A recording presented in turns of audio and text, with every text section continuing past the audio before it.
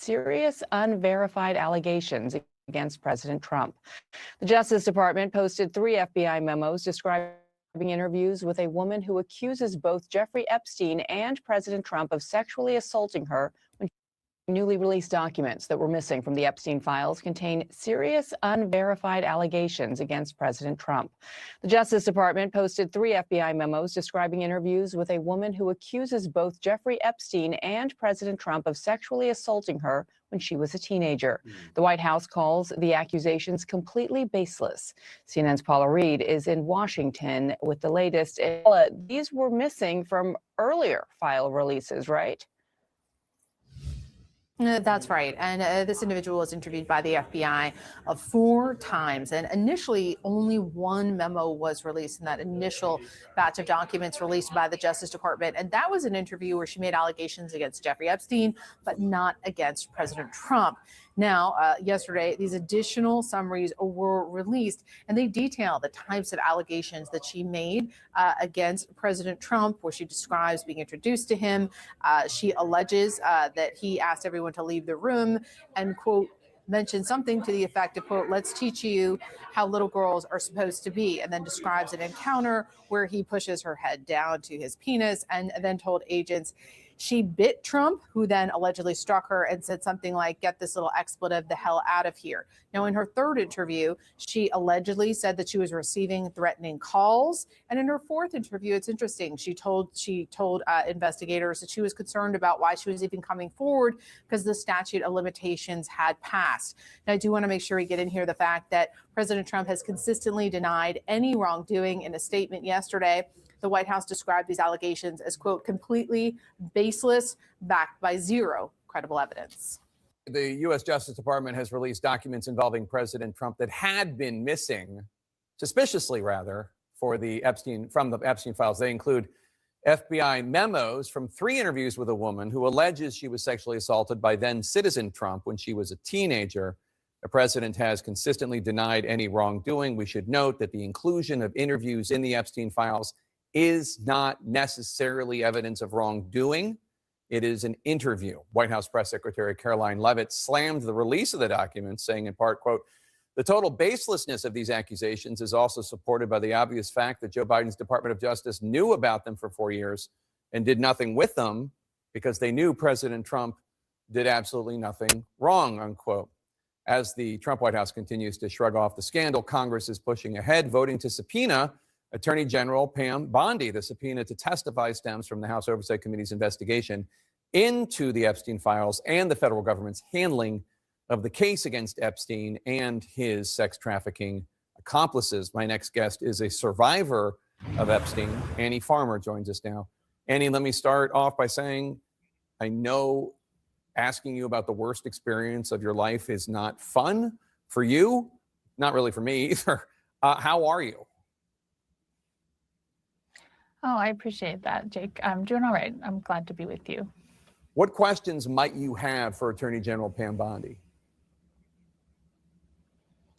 I have a lot. I was actually really happy to see that Pam Bondi has, there was people on both sides of the aisle came together to say that she needs to testify between the House Oversight Committee, because I think, when she was in front of the Judiciary Committee, she refused to even acknowledge survivors. The questions that were asked, there was a lot of, deflection and avoidance. And so really, we still don't understand how this release of information was so terribly botched. When again and again, we see powerful people being protected and information about survivors, not being properly redacted. So I think we have a lot of questions for her. I'll remind our viewers that when Attorney General Bondi was asked about a matter relating to the Epstein files, she started talking about how the Dow had reached 50,000, and that's what members of Congress should have been focused on. Over the last few weeks, we have seen across the pond in foreign countries, investigations start, foreign leaders get in trouble, even a former member of the Royals. There has been some accountability for actions related to the case. What does it tell you that the U.S. government is not, at least as far as we know, doing so in terms of investigations and accountability? I think a lot of people are looking at this and wondering why. What is it that's different that's happening here? I mean, we know this was a global conspiracy. So, I mean, there were people all over the world involved in this operation. And so I'm glad to see that people are doing things overseas. It makes me hopeful that real investigations could happen. But I do feel frustrated that that's not happening here. I think we need more of that. You were invited to the State of the Union address last week. Tell us about that experience.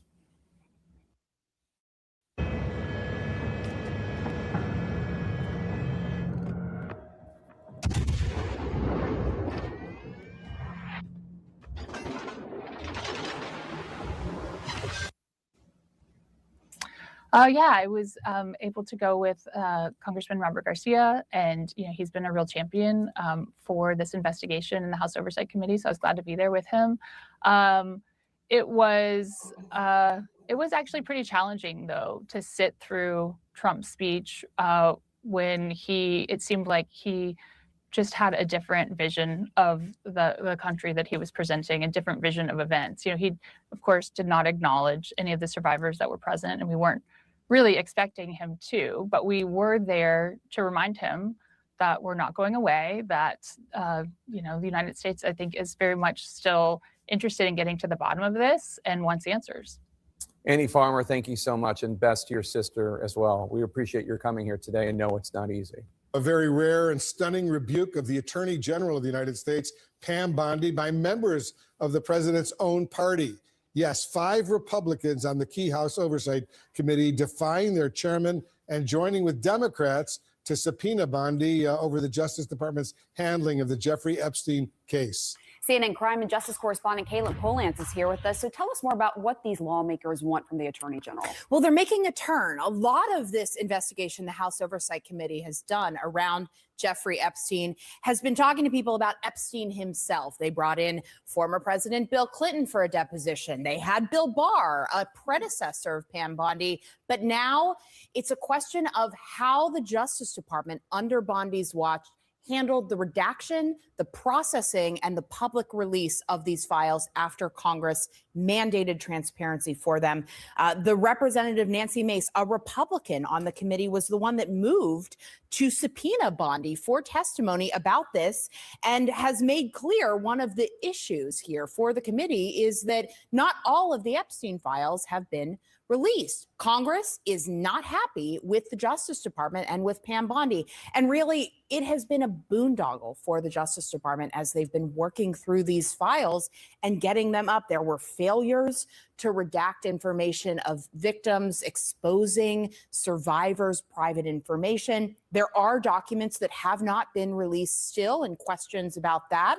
And also, Pam Bondi is the person who a year ago said that the Epstein client list was on her desk, and that never materialized as a real thing. So it's going to be a really tough deposition for Pam Bondi. We're waiting to see what the Justice Department does to respond. We'll wait with you, Caitlin Polantz. Thank you very, very much. Thanks so much, Caitlin. Democrats on the House Oversight Committee believe that Jeffrey Epstein's longtime attorney might have perjured himself in today's deposition. Darren Indyke claims that he had, quote, no knowledge whatsoever, unquote, of Epstein's wrongdoing and rejected any suggestion he had assisted or facilitated his former boss's crimes. But House Democrats, well, they're not buying it. Some Democrats are pointing out that Indyke helped various women in Epstein's orbit over the years to fix their problems, reportedly getting one woman an apartment, helping others with immigration issues. So let's bring in the top Democrat on the House Oversight Committee, Democratic Congressman Robert Garcia of California. Specifically, Congressman, what evidence do you have that indicates that this longtime Epstein attorney might have perjured himself? Look, I first didn't buy much of what he said. I think what's really important for folks to know is that Indyke was at the center and the facilitator of much of Epstein's crimes. He was his personal lawyer. He was on his defense counsel. We have heard from survivors, multiple survivors, that he was at the center of providing services to many of the women. And Like so services like what? services like payments, services like helping them with immigration, services like helping them find places to live. And so questions that were asked today, I thought could have led us to better answers. I thought he kept weaving, not giving full answers. I don't believe all of his testimony. And more importantly, he should have way more information about what actually Epstein did. And he didn't give any of that today. So, I mean, I guess theoretically you're saying that his argument was, look, I just did what my boss, Jeffrey Epstein, told me to do. These women needed money. I didn't know that it was sex trafficking. And do the women dispute that? I think when you ask the women who they believe are at the center of Epstein's crimes and help facilitate that, two of the names that come up most often are Indike and Khan, who of course are the attorney and the former lawyer, personal lawyer for Jeffrey Epstein. Now, we just, of course, interviewed Richard Khan last week. We've interviewed now Darren Indike today, and we actually gained a lot of information. And I think that there are things that we're pulling from these interviews that are really important in putting together the timeline, understanding where information is, getting additional names of finances, who actually paid Jeffrey Epstein so he can commit all these horrific crimes. Every deposition brings us closer to the truth, and we actually gain really critical information as we did today. Although you might not say that about Pam Bondi's deposition, right?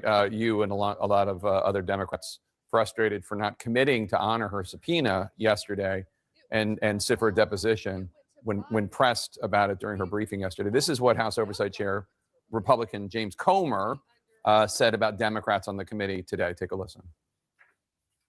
Apparently you can go from 0 to a complete site in just a single prompt with Wix Harmony. I don't know if this is going to be possible. Or vibe coding meets drag and drop freedom. We'll see about that. All right, let me try.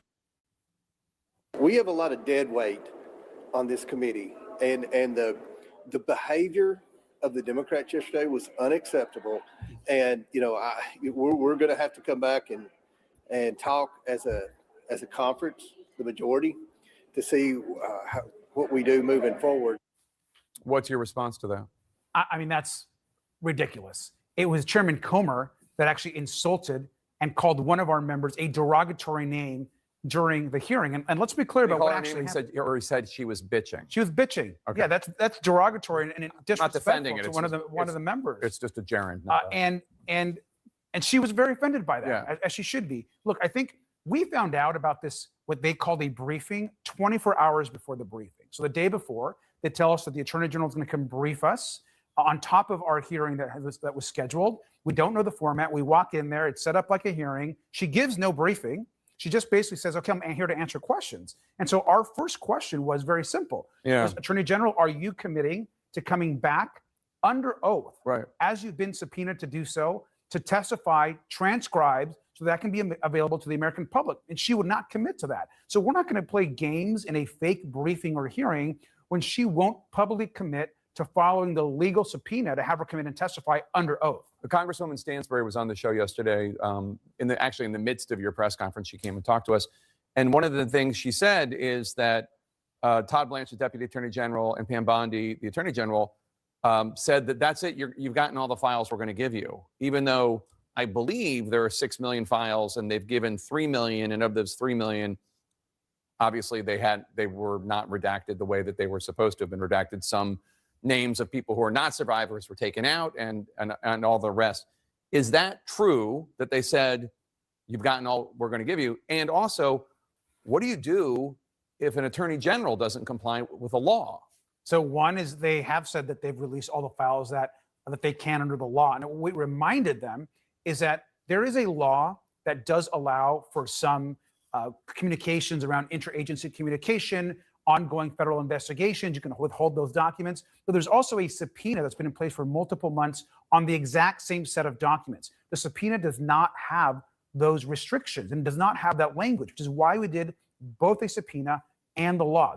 They both work together. And so they are right now illegally withholding approximately half the documents of the Epstein files that we need to ensure that we actually get justice for the survivors and get the full truth out to the American public.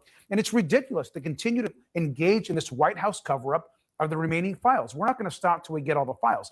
And as for the Attorney General, next step is for her to come in to that deposition. And if she chooses not to, I expect the Republicans to begin a contempt process, just like we did for the Clintons. Well, you say that, but Republican Lauren Boebert said that she was embarrassed that she had voted to subpoena Bondi. Are you worried about I forget if it was 4 or 5 Republicans that had joined you on your efforts to subpoena Bondi? Are you worried about them backing away? Well, the subpoena's out. I mean, James Comer has Doesn't actually matter. already sent the subpoena to the okay. Attorney General.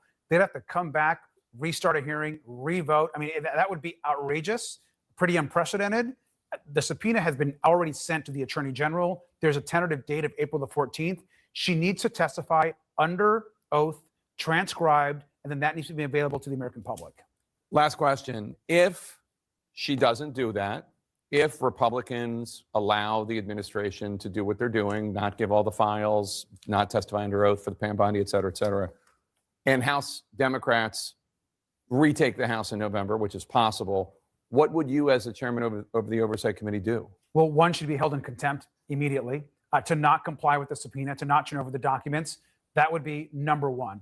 And if that were to continue, I think folks are talking about other more and stronger ways of either removing her or however the president Impeaching her. Look, that has to be on the table. I think step one is a contempt process. She has to show up to the deposition. I think we in the majority will have direct subpoena power to get so many more documents, not just from the DOJ, but from the Epstein estate and other places. That's going to be important. Democratic Congressman Robert Garcia of California, top Democrat on the House Oversight Committee. Thank you so much. Today, Jeffrey Epstein's personal lawyer and co-executor of his estate told lawmakers he had no knowledge whatsoever of Epstein's sex trafficking operations. Darren Indyke testified as part of the House Oversight Committee's investigation into the late convicted sex offender. Documents reviewed by CNN show Indyke represented Epstein for nearly 25 years, including during Epstein's incarceration. One Democrat on the committee says he thinks Indyke likely perjured himself. He claimed, and I think this is in the statement you all received, that he had no knowledge of any women or girls, and yet that doesn't account for the fact that numerous women have described how he helped them fix their problems. One woman had described how he had helped her get an apartment. He helped women with their immigration issues. We're joined now by James Marsh. He's an attorney who represents several survivors of Jeffrey Epstein's abuse. And thank you so much for being with us. I do want to read to you something that we have just learned, and that is Chairman Comer has said that Indyke testified saying he said that Epstein told him it was a mistake, meaning after the 2008 plea deal that he agreed to. He said it was a one-time deal. He didn't know the girl was underage, the one that he got convicted of in West Palm Beach. And Indyke said he convinced him he would never do it again and that he had remorse. So that was about it. What do you think hearing that? So with an interactive investor personal pension, you only pay a flat fee, not a percentage. Yep. The pennies dropped. See what you could save with an II personal pension. Interactive investor. I think, therefore II. Work today is broken. Every day, people juggle so many different tools just to get work done. Look, by 2008, anyone who could Google or look up any information about Jeffrey Epstein could see a long history of his shady involvement with things like Tower Financial, some of the other, frauds and crimes that he'd committed. So I think, like all of the other witnesses that were in Jeffrey Epstein's orbit, the excuse that I didn't have actual knowledge, didn't know, couldn't know, shouldn't have known, it really rings hollow. And it's an insult to the victims and survivors that we represent and other women who experienced Jeffrey Epstein's sex abuse, trafficking, and crimes. These were the people who had responsibility for enabling Jeffrey Epstein, for promoting Jeffrey Epstein, and for helping to cover up his wrongdoing. So I think in terms of credibility, these people have very little to none. What are you hoping comes out of this? What are you hoping to learn from Indyke, considering that according to a report from the Wall Street Journal, he was never questioned by federal authorities while Epstein and Maxwell were being investigated? Well, as a lawyer, it would be very unusual, I think, for federal officials and law enforcement to question him. There's the attorney-client privilege that even survives Jeffrey Epstein's death. So I'm not sure if he raised that today at all. Certainly none of these people are pleading the fifth because, that makes them look guilty. Much easier to prevaricate and say, well, I had no actual knowledge. There's nothing, that indicated to me that there was anything amiss here. I mean, those are much more palatable answers for Congress and the American people. But I think people are smart enough to know at this point that, people like Indike and the Khan and the other people within Jeffrey Epstein's orbit, they really have no incentive to tell the truth. There's no really information to discover from them because they have a vested interest in maintaining, sort of a nebulous secret, I didn't really know, I couldn't have known. There's nothing to be gained by these individuals from telling the truth. So it doesn't surprise me that law enforcement didn't question him as Jeffrey Epstein's lawyer, but clearly there were a lot of things that were lacking in the law enforcement investigation, dating back to my client, Maria Farmer, in 1996, who made this report that literally could have put Jeffrey Epstein away for 20 years in 1996. So it's a lot of questions to be asked here. Yeah, that was just verified, obviously, in this release of Epstein files. A copy of Epstein's trust shows he planned to leave Indike $50 million. What questions does that raise for you? I mean, he clearly has got a vested interest in this testimony, and he clearly has a vested interest in wrapping up the estate as soon as possible and getting a cash distribution. I mean, people are smart enough to realize that if you've got $50 million at stake, it doesn't really benefit you to give a, tell-all tale of the seeded life and times of Jeffrey Epstein. Again, these people have no credibility whatsoever. And although Congress, I think, is doing the right thing by going through these steps and putting these people on the record under oath, maybe they will find a reason to charge him with perjury. Sometimes, ironically, that's more effective than getting him on the crimes, directly. So we'll see what becomes of that. I know that I don't know. For us in the victim community, these answers are absolutely hollow. Sources say that last night, the Democrats on the committee walked out of the briefing that they were having from Attorney General Pam Bondi and the Deputy Attorney General Todd Blanche, who is, of course, President Trump's former personal lawyer. Democrats pushed Bondi on whether she would comply with a subpoena to testify, saying they would save their questions for when it would be on the record, meaning under oath. Do you think that was the way to go, or do you think they could have learned something last night, even though it wasn't under oath? How important is that, being under oath, to your clients? Well, I think all of the statements, whether they're under oath or not, are important to consider in light of everything that we've learned about Jeffrey Epstein. I, among many people, give the administration here some credit for releasing these files to begin with. I never thought we'd see the day where we'd see any of these files. So given the reality that they did release the files, we can quibble about missing files, who was named, who wasn't named. Certainly those are legitimate avenues of inquiry, and there's answers to be had.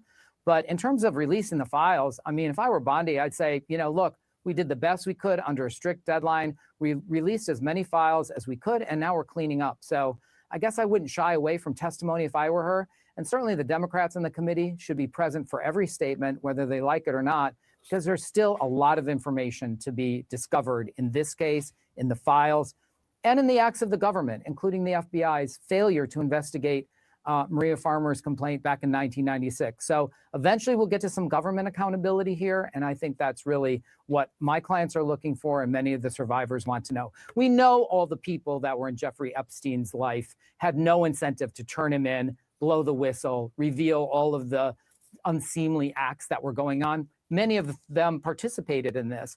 But in terms of the government and the people that had an obligation to investigate, to keep other women and children safe, and to uncover the truth of what happened, I think there's a lot of unanswered questions there. And we look forward to the committee's full exploration of the FBI and the other government officials, starting in 1996 to the present day. That's where we really want to get answers.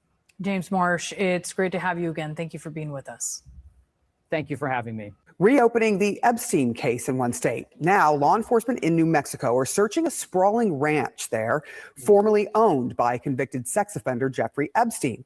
The ranch is coming under renewed scrutiny because of details in newly released FBI files.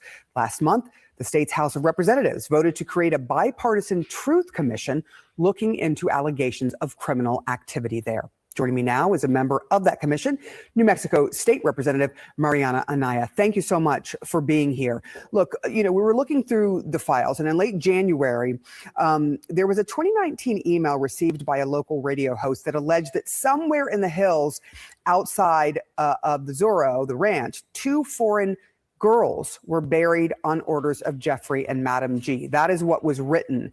That is, of course, an unverified allegation. Do you know what authorities are looking for? Are they potentially looking? Imagine being able to build anything just by thinking about it. Meet Base 44, a complete AI creation platform made for anyone with an idea. For bodies there. Thank you. Thank you so much for having me this morning. I think at this point, anything is in the realm of possibility. A big misstep that happened previously was that people didn't listen to survivors. People did not listen to tips that came in. And so for us, we are taking everything into consideration. Now, in New Mexico, something that is true for us is that a lot of the history lives in our people, it lives in the land. And so it is not out of the realm of possibility for us to be looking for these types of things. In so many cases, the police and justice system, as you just alluded to, it failed the victims of Jeffrey Epstein and other men who took part in horrible deeds. Do you know to what extent the happenings at the ranch there in New Mexico were investigated in the first place? To our understanding, there was never a full investigation that was done. And that's part of the reason we formed the Truth Commission. We're actually working really closely with the New Mexico Department of Justice, which of course is the prosecutory arm. We are the investigatory arm. And we know that not everything is going to rise to the level of a crime, but we do know that as a Truth Commission, we want to be sure that we are telling the entirety of the story. Right? What does it mean for an entire community to have this happening in their own backyard? What does it mean to take responsibility for that? What does it mean for the state to take responsibility for any mishappenings? And what does it mean to hold people accountable for their crimes? And so we're working together with the Department of Justice here in New Mexico to make sure that that happens.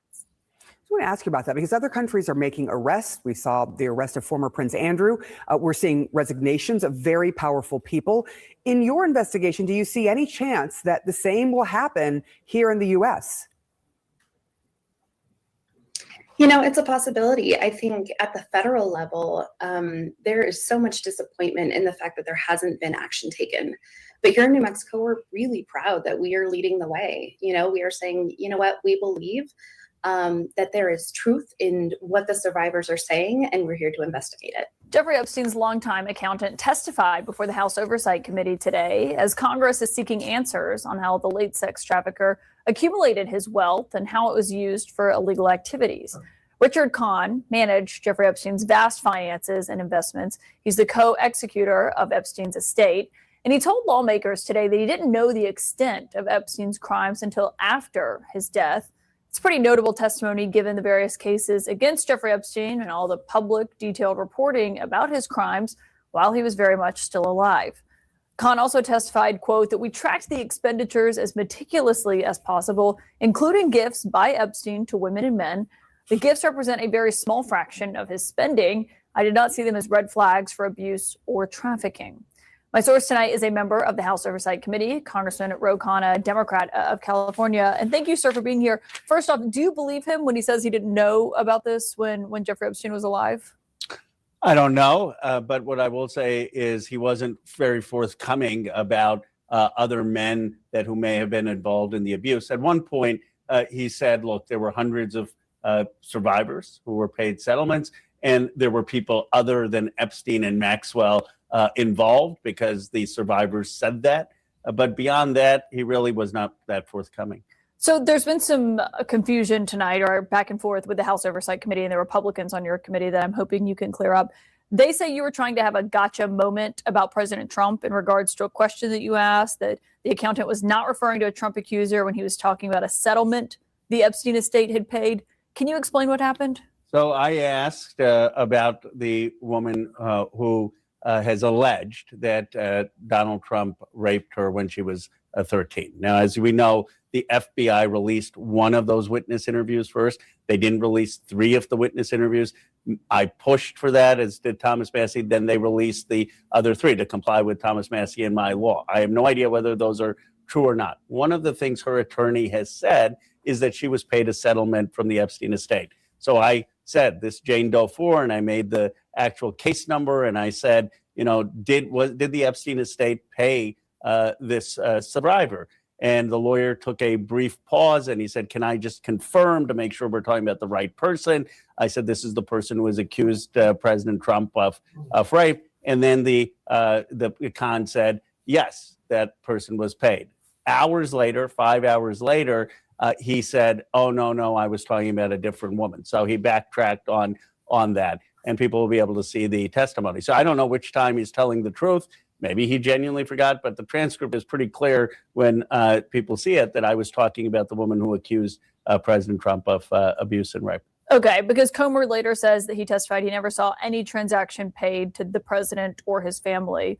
In terms of what we'll see in this, what were your other takeaways from his testimony? Did you learn anything that you believe helped this investigation? The biggest takeaway is that how many people were financially involved with Epstein at a significant level. 2 people who we allegedly already know, Les Wexner and Leon Black. And I just have to say this because I was up at Dartmouth at the invitation of the university president. Dartmouth still has Leon Black up on their buildings. That is appalling, given all that has come out. And they need to remove that, and there needs to be accountability for some of these men who have very serious allegations of having abused or raped young girls. And so, he also talked about the Rothschilds being involved and a lot of information about other people who had deep ties allegedly to Epstein. We do full fiber broadband, so you can do life.